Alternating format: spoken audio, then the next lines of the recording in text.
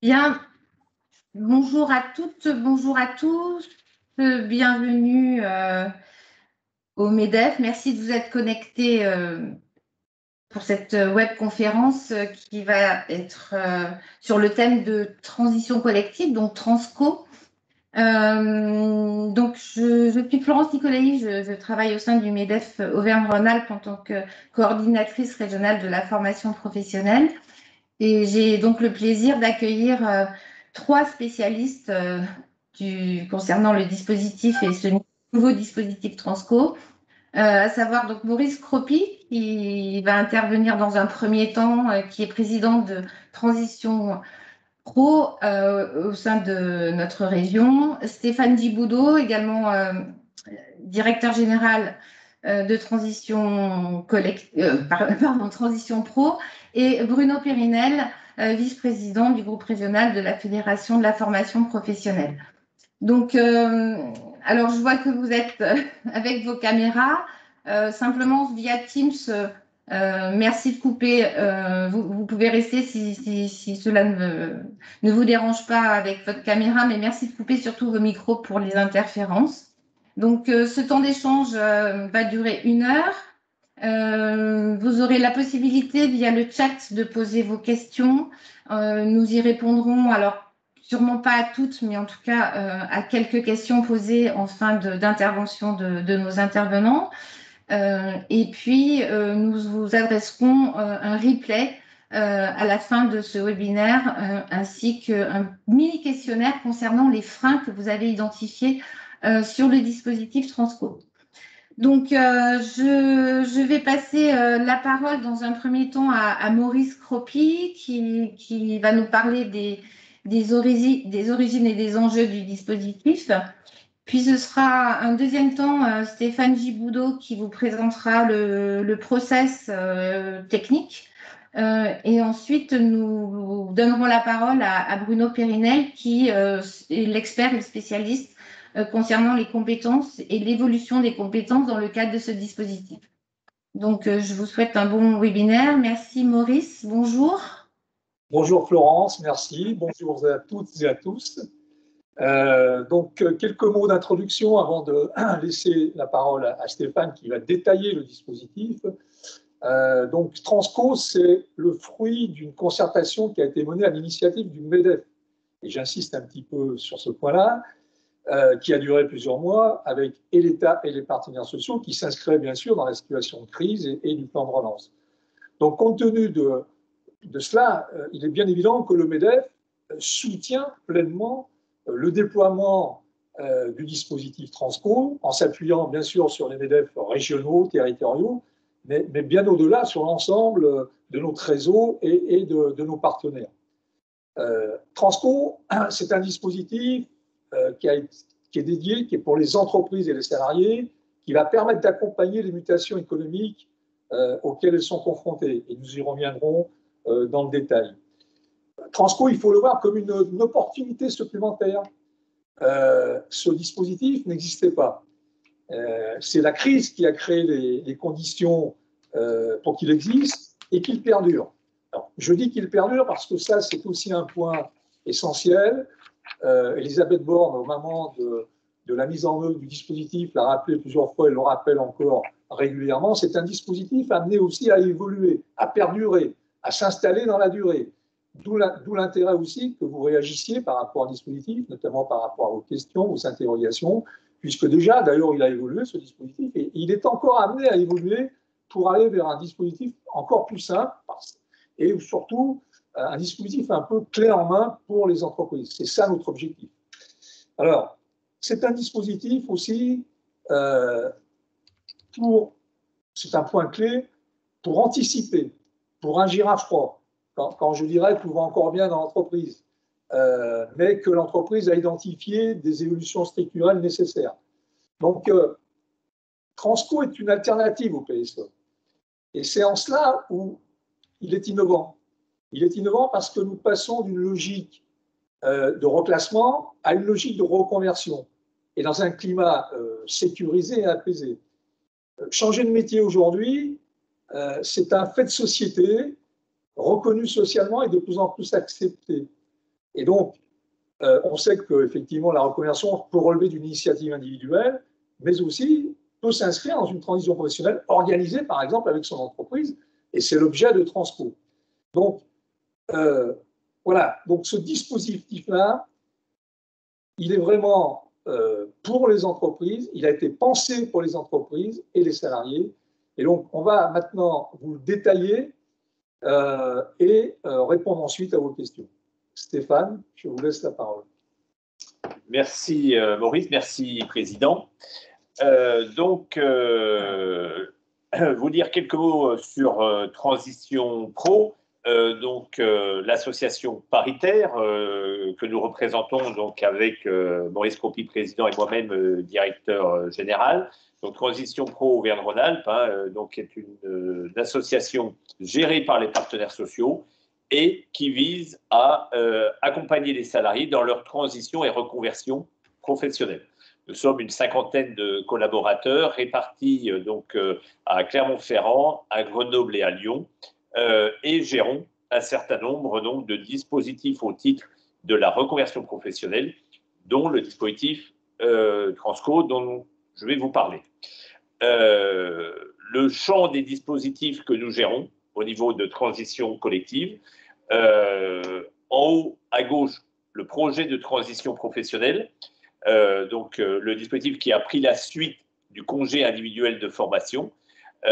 Et dans ce cadre-là, ce dispositif permet à des salariés de suivre des formations certifiantes, là aussi en vue de reconversion, mais toujours à l'initiative du salarié. Et on va voir que c'est une différence importante avec transition collective.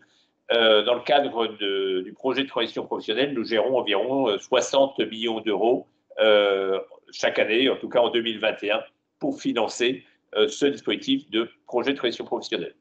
En dessous de ce dispositif, le certificat CLEA, Transition Pro, est chargé d'organiser les jurys et d'octroyer les certifications dans le cadre de cette certification interprofessionnelle, de ce premier socle de connaissances et de compétences au niveau régional.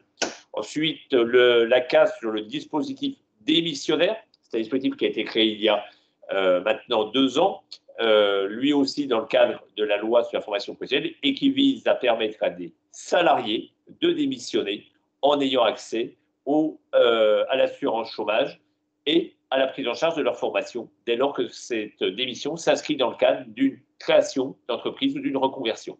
Et puis, nous avons également en charge le financement de l'accompagnement sur la validation des acquis de l'expérience, donc la VAE, donc cet accompagnement notamment dans le cadre des ordonnances liées à la crise sanitaire. Voilà, donc ça c'est notre métier historique. Et donc le petit dernier, sur la partie droite, en jaune, transition collective, donc qui vise à permettre à des salariés de se reconvertir dans un nouveau métier, dans une nouvelle entreprise, à partir des mutations d'une entreprise. Alors, le président Cropy vous l'a indiqué, c'est un dispositif qui est né dans le cadre qui était de la crise sanitaire, donc les premières discussions à l'été 2020, et dans le cadre de cette crise, au regard de l'appréciation des impacts sur l'économie et l'emploi, dans le cadre du plan de relance, le gouvernement met en place donc un objectif avec les partenaires sociaux d'accompagner les entreprises et les salariés confrontés à des mutations, de fortes mutations économiques. C'est dans ce cadre-là, dans ce contexte-là, qu'a été construit Transition collective. Donc le dispositif est effectivement porté par les partenaires sociaux, co-construit avec le gouvernement et les partenaires sociaux, pour donc accompagner les salariés dans une entreprise dont l'emploi est fragilisé, en leur proposant de suivre une formation certifiante qui va leur permettre de se reconvertir vers un nouveau métier et d'intégrer une nouvelle entreprise. Donc là, il y a des éléments clés déjà bien intégrés. Formation certifiante, on est bien sur les formations qui sont prises en charge, ont vocation à doivent être certifiantes. Sur un nouveau métier, deuxième mot-clé, donc on est bien là sur une reconversion vers de nouveaux métiers. Et troisième mot-clé, une nouvelle entreprise. Là, donc le projet doit conduire le salarié à quitter son entreprise au terme de sa formation pour rejoindre une nouvelle entreprise sur son nouveau métier. Quelques éléments de cadrage financier. Au niveau national, c'est une enveloppe de 500 millions d'euros dédiée au dispositif transition collective pour 2021-2022.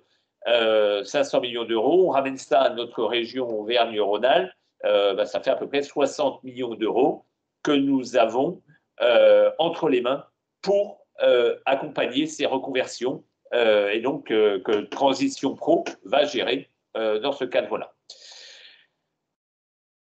Alors, d'un point de vue voilà, très pratique, là maintenant, hein, l'élément déclenchant du dispositif, c'est une entreprise qui connaît des mutations et qui doit, dans ce cadre-là, eh bien, avoir une logique d'anticipation des métiers et de ses effectifs.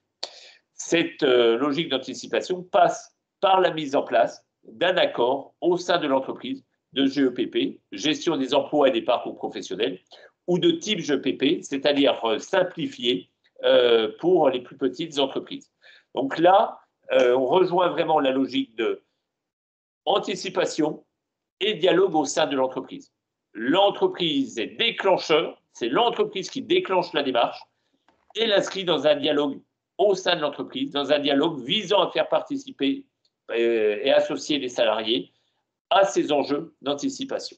À partir du moment où cette étape-là est franchie, eh bien, on a l'accompagnement de tous les salariés dont l'emploi est fragilisé pour qu'ils puissent bénéficier de formations ou de VAE leur permettant d'accéder à une qualification, les amenant sur un nouveau métier, un métier porteur avec des perspectives d'emploi qui répondent aux besoins en termes d'emploi des entreprises, des autres entreprises du territoire, et dans une nouvelle entreprise. Donc on est sur une mobilité à l'extérieur de l'entreprise, ce qui différencie complètement des dispositifs FNE mis en place par les OPCO qui ont vocation à permettre des évolutions de compétences au sein de l'entreprise. Là, on est, voilà, clairement, mobilité à l'extérieur de l'entreprise. C'est en ce sens qu'on est bien dans une alternative au PSE. On est bien dans une alternative. Qu'on est bien dans une alternative au PSE, puisque les salariés qui doivent être amenés à quitter l'entreprise sont accompagnés en amont. Alors, M. Jean-Pierre Azémar est un intervenant extérieur qui vient chez nous, effectivement, de temps en temps. Alors, il y a une personne qui a pris une communication téléphonique. Il y a quelqu'un qui n'a pas fermé son micro. Est-ce qu'il est possible de fermer vos micros parce qu'on entend... C'est par Teams, c'est vrai, si on entend tout. Merci. Merci Florence. Donc, maintenant, le dispositif regardé par l'entreprise. Je vous l'ai dit, hein, l'entreprise, c'est l'entreprise qui déclenche la démarche. C'est l'entreprise qui impulse et se dit « je me saisis de ce dispositif ». Alors, comment est-ce qu'elle s'en saisit? Eh bien, l'entreprise, elle doit d'abord identifier les emplois fragilisés en son sein, les emplois menacés, et donc les salariés concernés. C'est dans ce cadre-là, il faut qu'il y ait ce type de problématique à laquelle l'entreprise est confrontée. À partir de là, à partir du moment où elle est confrontée à cette problématique, qu'elle a identifié des emplois fragilisés, des salariés concernés, au sein de l'entreprise, elle peut être accompagnée par son OPCO pour l'aider à élaborer cet accord de GEPP ou de type GEPP simplifié pour les plus petites entreprises. C'est une possibilité, les OPCO sont parfaitement outillés pour accompagner, mais des entreprises peuvent être parfaitement structurées, sont parfaitement à même de faire ça, voire même l'ont déjà établi, cet accord GEPP. Donc là, dès lors qu'il y a cet accord GEPP qui est fait, il est déposé auprès de la directe, comme tout accord d'entreprise. Le dépôt auprès de la directe, c'est un simple acte administratif. Il n'y a pas d'analyse d'opportunité et ça permet, ce dépôt, d'ouvrir le dossier, que l'entreprise ouvre son dossier sur le site internet de Transition Pro, son dossier Transition collective.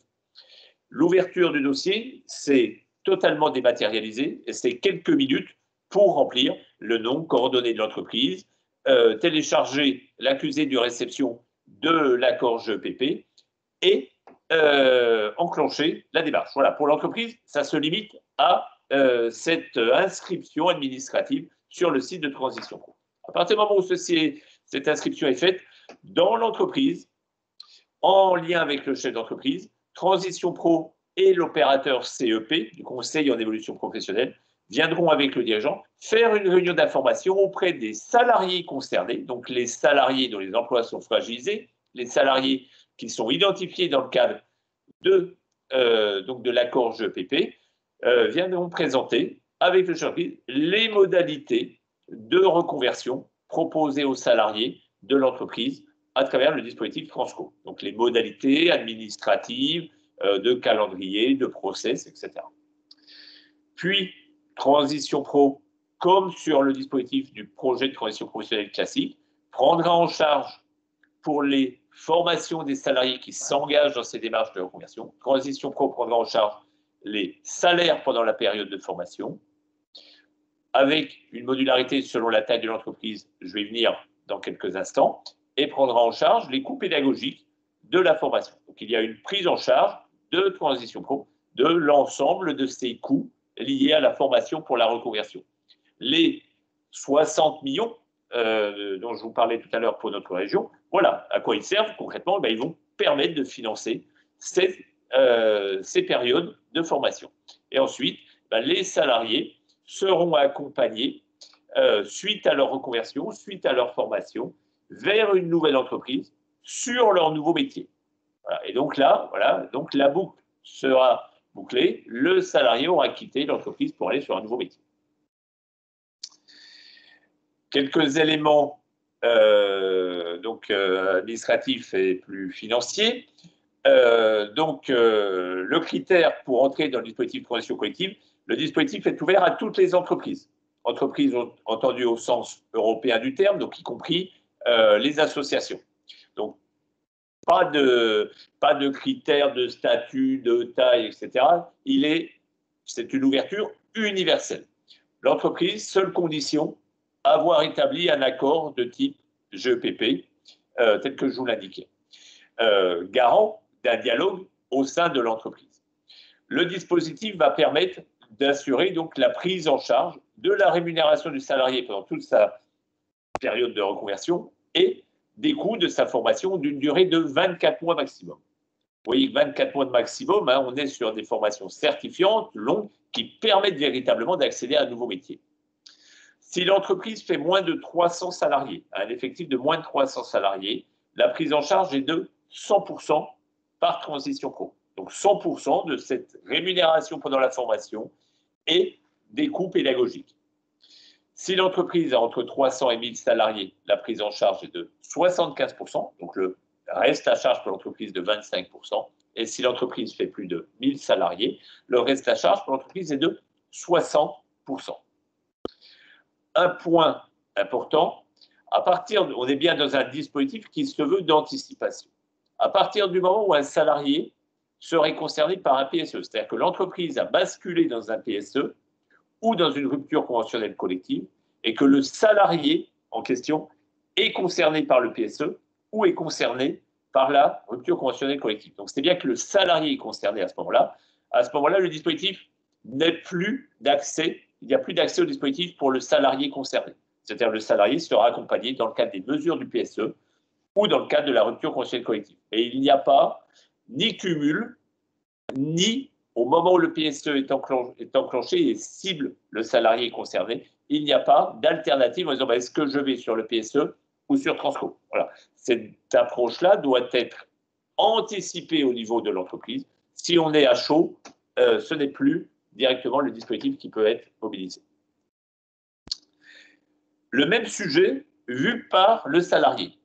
Donc, on est sur l'autre face de la même pièce. Le salarié, le sujet commence pour lui lors de cette fameuse réunion d'information collective que nous organisons avec le chef d'entreprise pour l'ensemble des salariés qui sont ciblés par le dispositif, pour lesquels le dispositif est proposé. Donc, réunion d'information collective organisée par l'opérateur du Conseil en évolution professionnelle et Transition Pro en lien avec le chef d'entreprise, bien entendu. Donc, le salarié est informé. Le salarié souhaite s'engager dans le dispositif, c'est bien une démarche volontaire. Il est accompagné pour construire son projet de reconversion par le conseil en évolution professionnelle. Donc en Auvergne-Rhône-Alpes, les opérateurs du conseil en évolution professionnelle, pour les salariés cadres, l'APEC, pour les salariés non cadres, le consortium porté par le CIBC, donc, qui est attributaire du marché sur le conseil en évolution professionnelle en Auvergne-Rhône-Alpes. Donc un accompagnement pour aider le salarié à construire son projet de reconversion, identifier le métier sur lequel il veut se reconvertir et s'assurer qu'il dispose de l'ensemble des aptitudes pour se projeter sur ce nouveau métier et bâtir le projet de formation nécessaire pour accéder à ce nouveau métier. Donc, c'est la construction du projet de formation. Le salarié ensuite vient déposer sur le site de Transition Pro Auvergne-Rhône-Alpes sa demande de prise en charge de formation. C'est une initiative du salarié et il vient intégrer sa demande dans le dossier qu'a ouvert son entreprise. Ce que je vous présentais tout à l'heure, hein, l'entreprise ouvre un dossier et ensuite les salariés, au fur et à mesure, vont venir intégrer donc leur demande de prise en charge dans le dossier de leur entreprise. Le projet est examiné par Transition Pro Auvergne-Rhône-Alpes dans une commission paritaire, donc avec des représentants des partenaires sociaux, qui se tient tous les mois. Donc là, les projets des salariés sont examinés. Le dossier est validé, le salarié part en formation. Il y a donc pour lui un maintien du salaire, un maintien de son salaire. Transition Pro prend en charge donc les frais de formation, rembourse l'entreprise de tous les frais salariaux. Il est ensuite accompagné dans sa recherche d'emploi pour intégrer un nouveau métier dans une nouvelle entreprise au terme de son parcours de formation et de reconversion. Voilà donc vu côté salarié. Et donc, si je vous le remets en consolidé, vous permettre de voir bien l'ensemble, l'information de l'entreprise, l'enjeu de bien informer les entreprises. L'entreprise, si elle a besoin d'un appui de son OPCO pour établir un accord GEPP, l'OPCO est à disposition. Nous travaillons au quotidien avec les OPCO sur ce dispositif-là. L'accord GEPP est enregistré auprès de la directe, permet à l'entreprise d'ouvrir son dossier de transition collective. Ceci déclenche l'information des salariés qui sont accompagnés par l'opérateur CEP. Ils viennent ensuite déposer leur demande de prise en charge de leur formation sur le site de Transition Pro dans le cadre du dossier qui a été ouvert par leur entreprise. Les dossiers sont instruits, validés. Paiement aux organismes de formation et remboursement à l'employeur. Le salarié est formé et intègre la nouvelle entreprise. Voilà le cheminement, donc qui est 100% dématérialisé, extrêmement simple, extrêmement réactif, extrêmement fluide.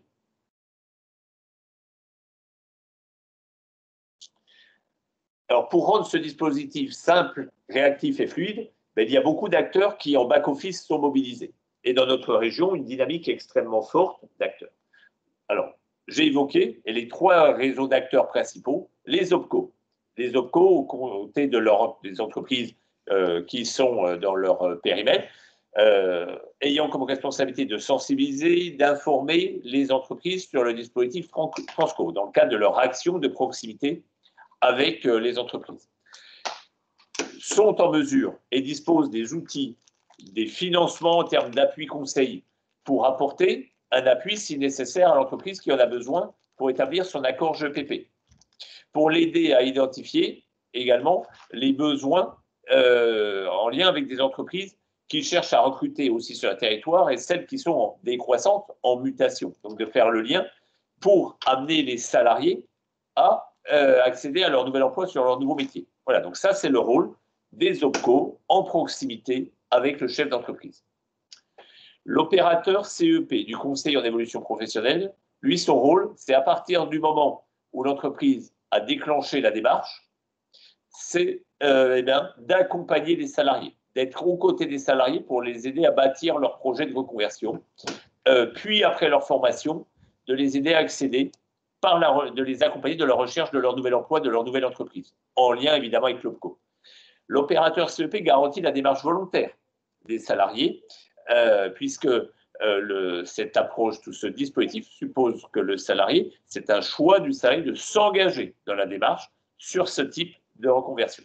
Et l'accompagnement CEP est obligatoire pour le salarié. Il ne peut pas y avoir de salarié qui s'engage dans la démarche sans être passé par cet accompagnement par l'opérateur CEP. Le rôle de Transition Pro, c'est d'apporter toute notre expertise en matière d'ingénierie de formation, tout notre lien avec les organismes de formation pour s'assurer que la formation que nous allons prendre en charge correspond parfaitement aux besoins du salarié, ni trop peu, ni trop et qu'on a bien une individualisation du parcours de formation. Voilà, donc on va nous intervenir sur cette dimension de l'ingénierie du parcours de formation. On va instruire les dossiers de demande, traiter le traitement administratif des dossiers, comme nous le faisons, hein, c'est le savoir-faire de Transition Pro, valider les financements, assurer les paiements, des coûts pédagogiques, le remboursement à l'employeur, etc.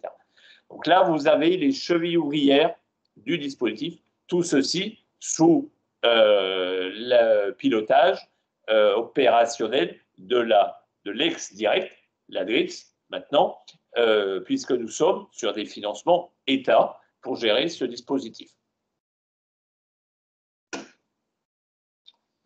Comment est-ce que nous apprécions le projet présenté par le salarié?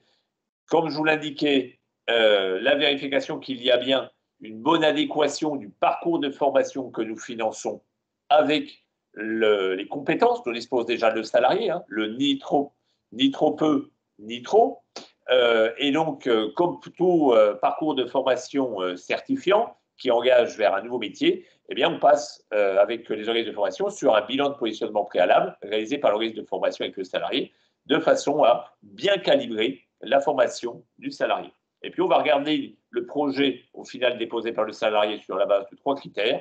La cohérence du projet, parce que là, il y a une vraie cohérence entre le parcours de la personne et le projet de reconversion qu'elle veut engager, la pertinence du parcours de formation et évidemment les perspectives d'emploi à l'issue de la formation, puisque le dispositif a vraiment vocation tout autant à accompagner les entreprises dans leur période de mutation et les salariés fragilisés que d'accompagner les salariés vers des métiers qui correspondent à des besoins, répondent à des besoins d'entreprise sur le territoire. Donc on est clairement sur des projets de reconversion qui doivent présenter des perspectives d'emploi à l'issue de la formation.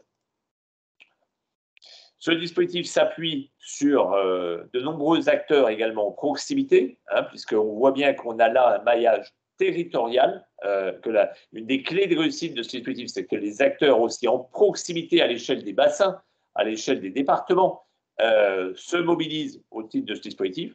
Donc, que ces acteurs se mobilisent pour communiquer sur le dispositif, pour identifier les entreprises concernées afin de pouvoir aller en parler avec les dirigeants.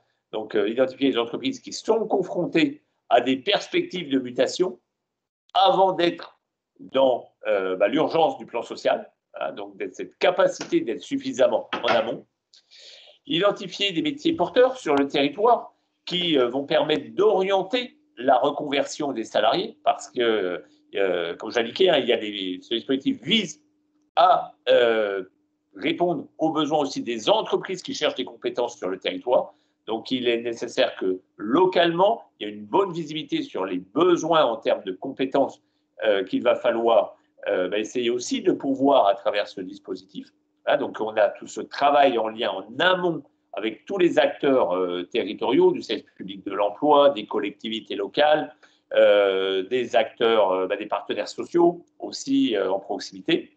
Ensuite, le dispositif, lui, il se déploie dans le process que je vous ai indiqué. Et puis, on a toute la partie aval. Dès lors que le salarié est en formation, eh bien, il faut préparer, puis l'accompagner pour préparer le recrutement des salariés en sortie de formation de reconversion dans les entreprises du territoire correspondant aux métiers pour lesquels le salarié aura été formé. Voilà, donc, vous voyez qu'on est à la fois sur un enjeu de process, hein, que je vous ai dit, que je vous ai précisé, qui est le plus simple, le plus fluide, le plus réactif possible, mais que ce process ne fonctionne que s'il y a une mobilisation extrêmement forte des acteurs territoriaux et de la proximité pour, aussi bien sur l'amont que sur l'aval. Et donc, c'est à travers des coordinations d'acteurs territoriaux, de la dynamisation d'acteurs territoriaux, ou des plateformes territoriales qui sont en train de se mettre en place là sur une quinzaine de territoires de la région pour essayer de s'organiser pour être un accélérateur du déploiement du dispositif.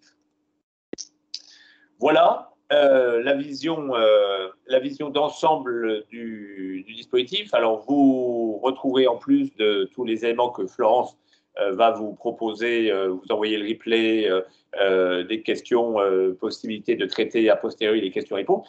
Vous trouvez sur le site de Transition Pro Auvergne-Rhône-Alpes toutes les informations sur le site web sur le dispositif. Vous avez des liens quand vous allez avoir le support qui va vous être envoyé avec des vidéos qui présentent Transco, des webinaires, d'autres webinaires de présentation de Transco, des infos également sur le site du ministère du Travail et de l'Emploi et de l'Insertion. Et puis, notre organisation chez Transition Pro Auvergne-Rhône-Alpes, nous nous sommes organisés au service de ce déploiement de ce dispositif avec tous les acteurs que je vous indiquais. Et nous avons donc une organisation avec une chef de projet, Pauline Goua, qui est la chef de projet régionale. Voilà, vous avez ses coordonnées pour tout besoin d'information, pour tout besoin de précision, pour tout document que vous pourriez avoir, vous souhaiteriez avoir afin de pouvoir les communiquer aux entreprises de votre territoire, aux adhérents de vos structures. N'hésitez pas à la solliciter. Et en proximité, des interlocuteurs à même de venir vous rencontrer, travailler avec vous sur la meilleure façon d'opérer un déploiement effectif, massif de Transition Pro sur votre territoire, que ce soit, encore une fois, un bassin d'emploi, un département ou autre. Donc, un interlocuteur pour les départements de l'Ain, Rhône, Ardèche, Drôme, Frédéric Garcin, Michel Monteil sur le sillon alpin, Isère, Savoie, Haute-Savoie, et Christophe Lacombe, qui est basé à Lyon, sur les départements, qui est basé à Clermont, sur les départements de l'Auvergne et de la Loire. Vous les contactez, ils sont à disposition des acteurs de proximité pour leur permettre de se saisir du dispositif et d'échanger avec vous sur la meilleure façon de le déployer en proximité et avec, encore une fois, l'ensemble des partenaires. Voilà, Florence, pour cette présentation opérationnelle de transition collective. Merci beaucoup, Stéphane Giboulot, de nous avoir présenté ce process. C'est vrai que Transition Pro est un acteur principal. Vous êtes vraiment en charge de l'animation sur les territoires, comme vous le disiez tout à l'heure. Alors, on va peut-être avoir le temps de répondre avant de passer la parole à Bruno Périnel sur la partie compétences. Il y a des questions sur Stéphane, sur le statut du salarié pendant sa formation et après sa formation. Et puis des questions également sur les métiers qui sont menacés. Donc à la fois quelle liste des métiers porteurs et également comment l'entreprise évalue les métiers menacés. Alors, le statut du salarié, pour ceux qui connaissent, c'est le même que celui historiquement du CIF, du congé individuel de formation, aujourd'hui du projet de transition professionnelle pour Transco. Donc, c'est-à-dire, le salarié, lorsqu'il part en formation, reste salarié de son entreprise, donc il reste salarié de son entreprise, et son entreprise le rémunère, et Transition Pro rembourse chaque mois l'entreprise de la rémunération versée. Donc, il est juridiquement salarié de son entreprise. Au terme de la formation, si la dynamique et si le projet se déploie bien, au terme de la formation, donc juridiquement, le salarié est en mesure de revenir chez son employeur. Tout l'objectif et toute la dynamique que je vous évoquais avec l'opérateur CEP et les OPCO, c'est d'avoir anticipé et préparé le départ du salarié de façon à ce qu'il puisse rejoindre une nouvelle entreprise sur son nouveau métier. Voilà, donc on est dans ce dispositif. Le salarié, dans tout son parcours, salarié d'entreprise, et l'entreprise est remboursée par Transition Pro. Et au terme de la formation, il rejoint juridiquement son entreprise pour préparer sa bascule sur son nouveau métier. Comment les salariés sont identifiés? C'est dans le cadre de l'accord GEPP. Alors, encore une fois, l'accord GEPP, par exemple, pour les moins de 10 salariés, c'est extrêmement simplifié, hein, puisque c'est une simple liste de métiers. Donc, c'est dans le cadre de l'accord GPP que l'entreprise établit la liste des emplois menacés. Donc, c'est sous son entière responsabilité d'identifier cette liste des emplois menacés. Elle peut se faire accompagner, encore une fois, par son OPCO, qui a des dispositifs d'appui conseiller RH.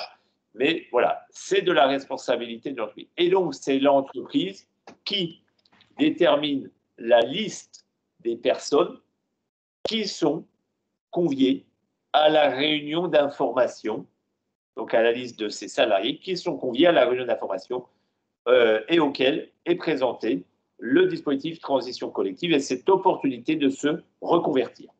Donc, on est bien sur un élément là de la responsabilité de l'entreprise, mais qui s'inscrit dans une démarche de dialogue social au sein de l'entreprise, puisque il doit y avoir cet accord qui est établi.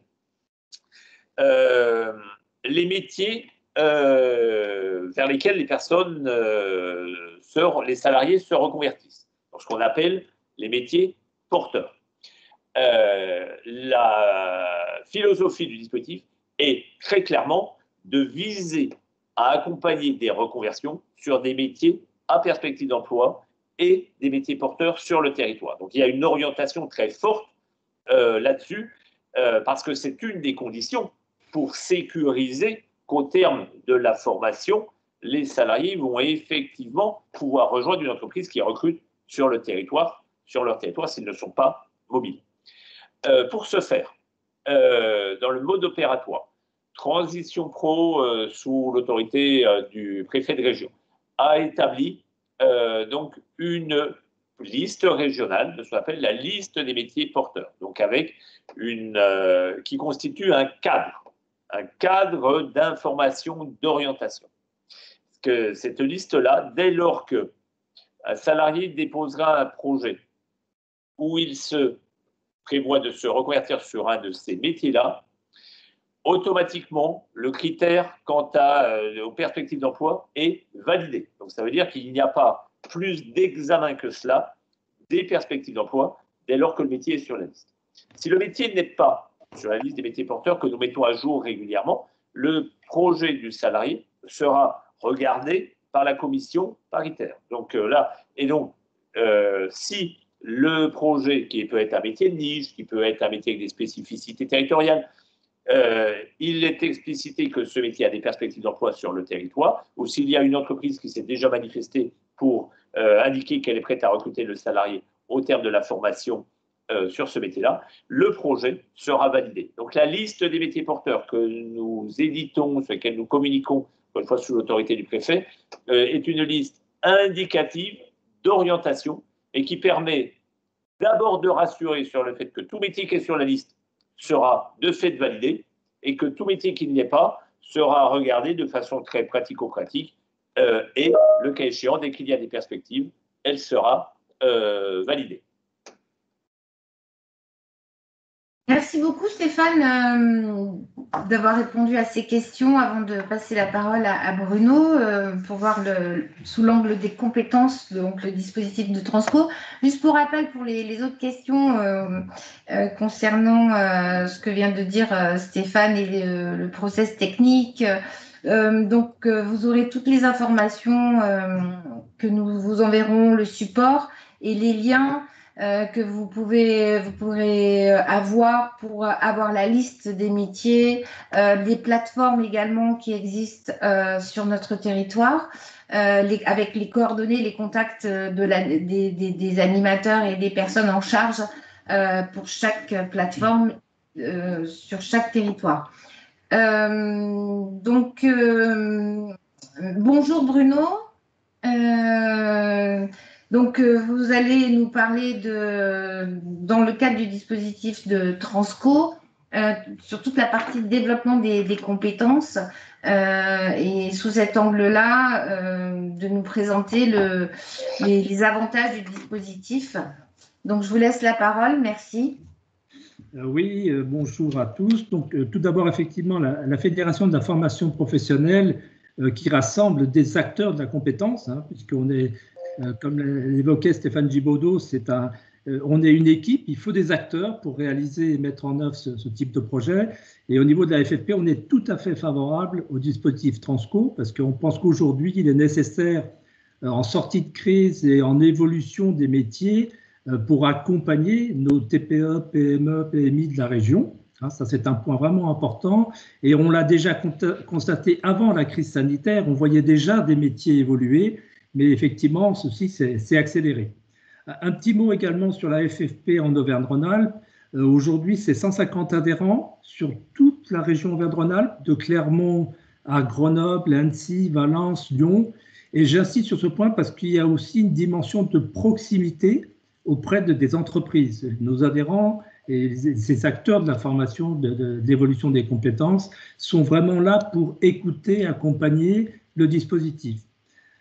Par rapport à ce dispositif, il faut rappeler aussi que les organismes de formation, nous travaillons déjà avec les OPCO, nous travaillons déjà avec Transition Pro, on se connaît, on est déjà sur des dossiers, et nous sommes également dans un dispositif de réforme de la formation professionnelle qui est actif et qui fait que les entreprises vont avoir en face d'elles des organismes de formation qui sont certifiés qualité, et Calliope est en cours aujourd'hui qui permet de garantir cette qualité de formation et cet engagement.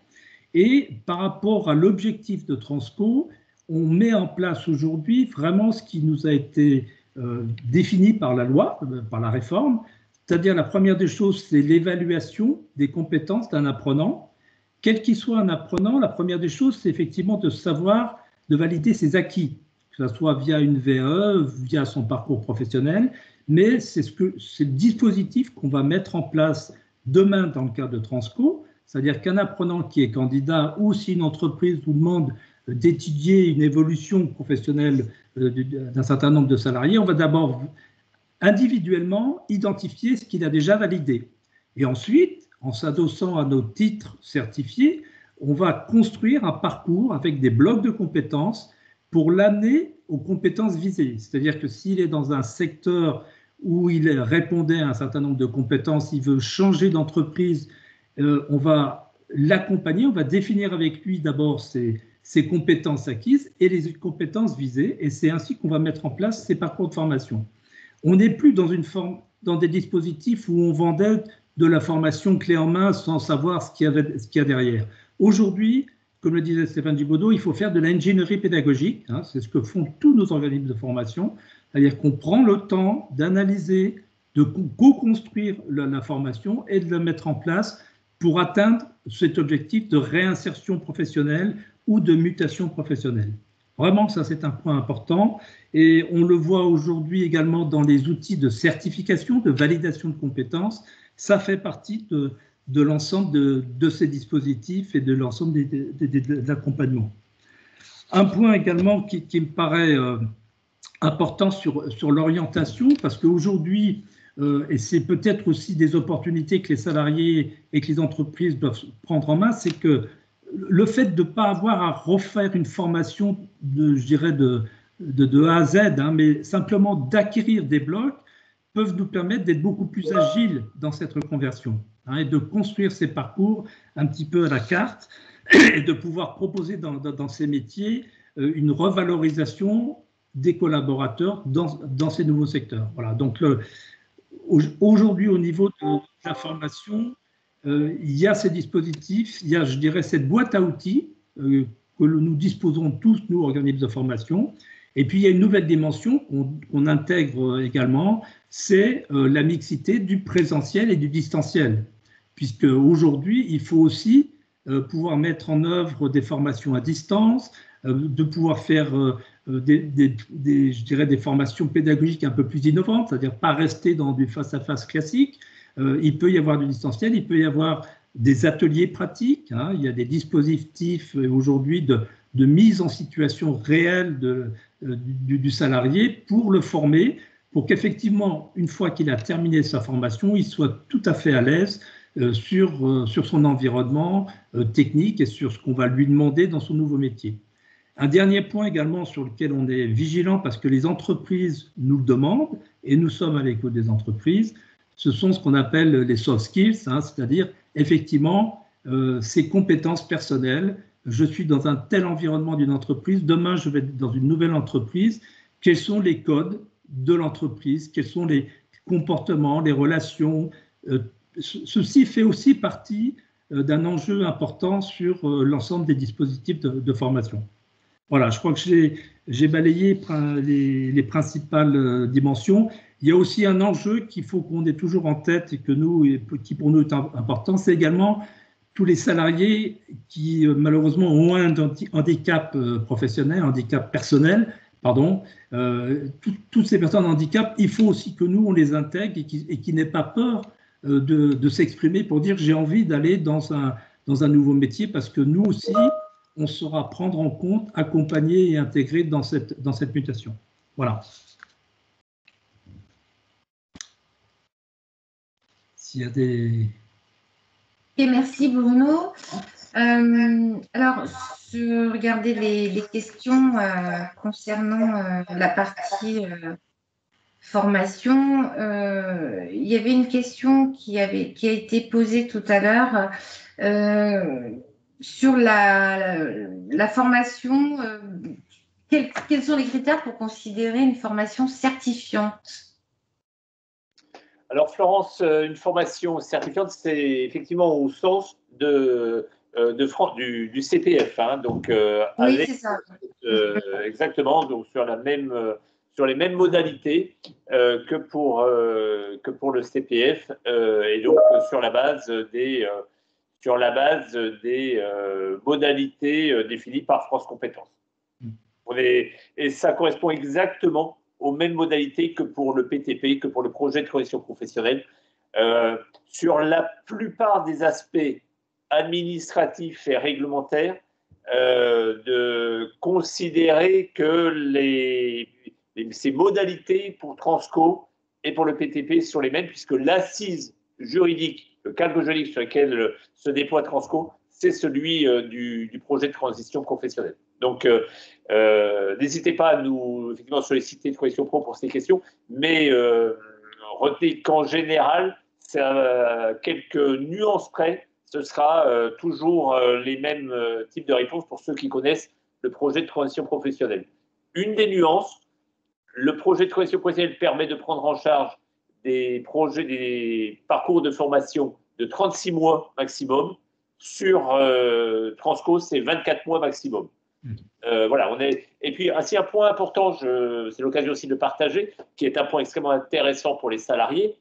Lorsque vous faites un projet de transition professionnelle, eh bien, votre CPF autonome est décrémenté, donc est prélevé pour participer au cofinancement de votre projet de transition professionnelle. Lorsque vous êtes dans Transco, que vous êtes salarié, il n'y a pas 100% de la prise en charge est assurée par Transition Pro, il n'y a pas de mobilisation de votre CPF. Donc, vous le gardez en tant que salarié pour d'autres projets de formation si nécessaire. Ok, merci Stéphane. Je continue sur les questions. Apparemment, il n'y a pas de questions concernant la partie bloc de compétences dans le dispositif de Transco. Il y a une question qui concerne, je vais peut-être y répondre, le MEDEF porte aussi un projet de transition collective au niveau régional. Alors effectivement, pour répondre à cette question, le MEDEF avait répondu dans le cadre d'un premier AMI et avait une plateforme d'ailleurs que vous pouvez voir encore qui existe dans les listes, la liste régionale des plateformes. Mais cette plateforme n'a pas vu le jour pour des questions de financement qui n'a pas été accordé. Donc notre projet pour l'instant est en stand-by et donc on ne peut pas vous dire plus de choses sur ce projet, on en est désolé. Est-ce qu'il y a d'autres questions? Apparemment, je ne vois pas d'autres questions. Est-ce que Bruno, vous avez des apports ou Stéphane, peut-être de dire qu'aujourd'hui, de faire un focus sur, pour terminer là-dessus, sur notre actuel dispositif en région, qu'il est plutôt opérationnel, actif. Florence, peut-être simplement un petit complément. Comme le disait Stéphane Gibaudot, c'est 24 mois maximum. Ça veut dire qu'on n'est pas obligé d'étendre sur 24 mois. Hein. On peut très bien construire des parcours tout à fait pertinents suivant les profils et les métiers qui soient beaucoup plus courts. Hein. Donc c'est vraiment c'est en fonction de l'évaluation et du projet qu'on construira avec le salarié et l'entreprise. Oui, tout à fait. C'est une durée maximale, mais qui n'est pas forcément la durée. Il y a des formations qui peuvent effectivement s'adapter sur un temps plus court. Est-ce que vous avez d'autres questions avant de clôturer? On va vous faire juste un petit point sur le déploiement. Donc, comme tu l'appelais, Florent, le dispositif aujourd'hui est totalement opérationnel. Il fonctionne sur tout le territoire pour toutes les entreprises. L'ensemble des process, des systèmes d'information sont en place. Le cadre juridique est en place. Donc, voilà, là, on est maintenant en phase de déploiement auprès des entreprises. Donc, de gérer les contacts entreprises, de préparer les réunions d'information pour les salariés. Donc, voilà, ce qu'il faut vraiment retenir, c'est que tous les acteurs se sont organisés et ont mis en place les process et les conditions pour que ceci se déploie. Maintenant, on va dire, la balle est dans le camp des entreprises et des accompagnateurs des entreprises que constituent notamment les réseaux patronaux d'accompagner. C'est tout l'objet de l'événement que le MEDEF organise aujourd'hui, hein, de bien sensibiliser et informer ses ressortissants, les entreprises, de cette opportunité que constitue Transco pour gérer différemment finalement les adaptations, les mutations, les gérer par une logique d'anticipation, effectivement, et vraiment de bien passer le message à tout le monde que tout cela est en place et tourne. Voilà. Oui, exactement. Merci Stéphane. L'idée, c'est effectivement de pouvoir relayer auprès de vos réseaux l'information Transco, savoir que sur nos territoires, les plateformes sont très à l'écoute, très efficaces. Alors effectivement, combien d'entreprises se sont engagées dans la démarche en France et aura en France, juste bien un mot, la dynamique est en train de se lancer. Vous avez vu en France, il y a eu beaucoup de communication sur le premier dossier qui est un dossier de l'entreprise de Richebourg, vers des métiers d'ailleurs, avec des liens avec l'entreprise de Corian pour le recrutement des métiers donc sur les fonctions d'aide-soignante. Voilà, il y a eu une communication de la ministre importante là-dessus. Donc c'est symboliquement le premier dossier. Aujourd'hui, les dossiers sont en train de germer dans chacune des régions, comme ils sont en train de germer chez nous. Donc on est voilà, c'est un dispositif sur lequel les parcours la construction des parcours des salariés prend un peu de temps. Donc voilà, des entreprises qui s'engagent dans le dispositif, voilà, les premières entreprises s'engagent dans le dispositif, et puis on va voir progressivement dans les mois qui viennent l'entrée des salariés dans le dispositif. Tout à fait. Est-ce que je ne vois pas d'autres questions par rapport au dispositif? En tout cas, l'objectif aujourd'hui, c'était, vous avez répondu à plus de 60% sur que la formation concernant Transco était peu connue de votre part. Donc, on espère avoir pu vous apporter un éclairage, en tout cas, sur ce dispositif dont vous allez entendre encore et encore parler. L'idée, c'est que tous les acteurs sont effectivement opérationnels, sont prêts.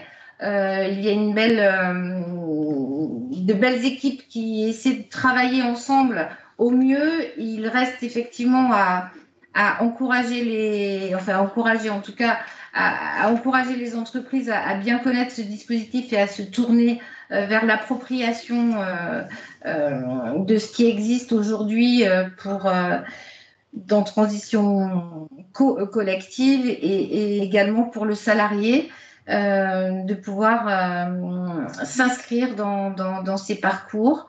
Notre rôle, en tout cas au sein du MEDEF, c'est effectivement, comme le disait Stéphane Gibaudot, de relayer, d'informer et d'être au plus près de nos adhérents et de notre réseau pour pouvoir être là et vous informer concernant ce dispositif. Il y aura d'autres avancées. On sera là pour être présent et vous en informer. En tout cas, merci à tous de vous être connectés pendant cette heure. Nous allons vous adresser un replay avec, comme je le disais au démarrage, un mini questionnaire, parce qu'il est aussi intéressant pour nous de connaître les freins que vous envisagez, même si la présentation qui vous a été donnée est une première pour vous peut-être, mais en tout cas de voir quels sont les freins que vous pouvez identifier, les principaux freins de ce dispositif. Ça sera intéressant pour nous de travailler après et de faire remonter toutes ces informations. Donc, nous vous souhaitons à tous une très bonne fin de journée. Merci et à très bientôt. Au revoir. Au revoir, bonne fin de journée. Au revoir à tous. Merci. Merci à vous. Merci.